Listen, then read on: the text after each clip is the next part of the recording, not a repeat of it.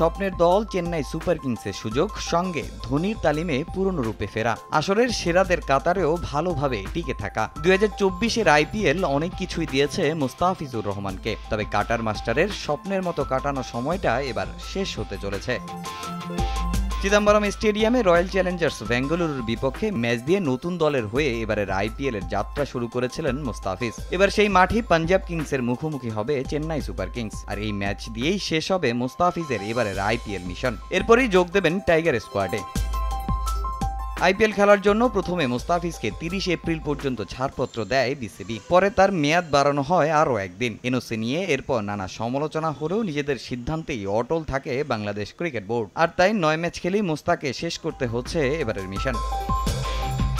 এখন পর্যন্ত মুস্তাফিজের নামের পাশে উইকেট সংখ্যা 14টি। 2 ম্যাচ বেশি খেলে সমান উইকেট নিয়ে সর্বোচ্চ উইকেট শিকারীর তালিকায় সবার উপরে মুম্বাই ইন্ডিয়ান্সের জসপ্রীত বুমরা। তাই এই ম্যাচে ফিজের সুযোগ থাকবে তাকে টপকে পার্পেল ক্যাপ পুনরুদ্ধার করার। টাইগার পেসারও হয়তো চাইবেন সেরার তকমা গায়ে জড়িয়েই শেষটা রাঙাতে, তবে তার সামনে বাধা হয়ে দাঁড়াতে পারেন পাঞ্জাবের হর্ষল প্যাটেল।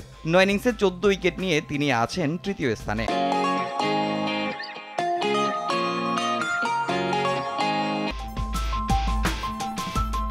শুধু মুস্তাফিজ নয়, ম্যাচটা গুরুত্বপূর্ণ চেন্নাই সুপার কিংসের জন্য।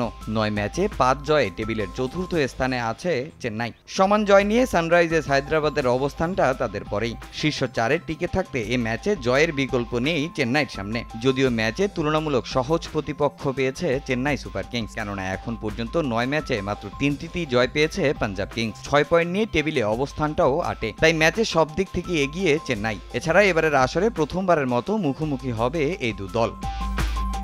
তামিম হোসেন, সময় সংবাদ।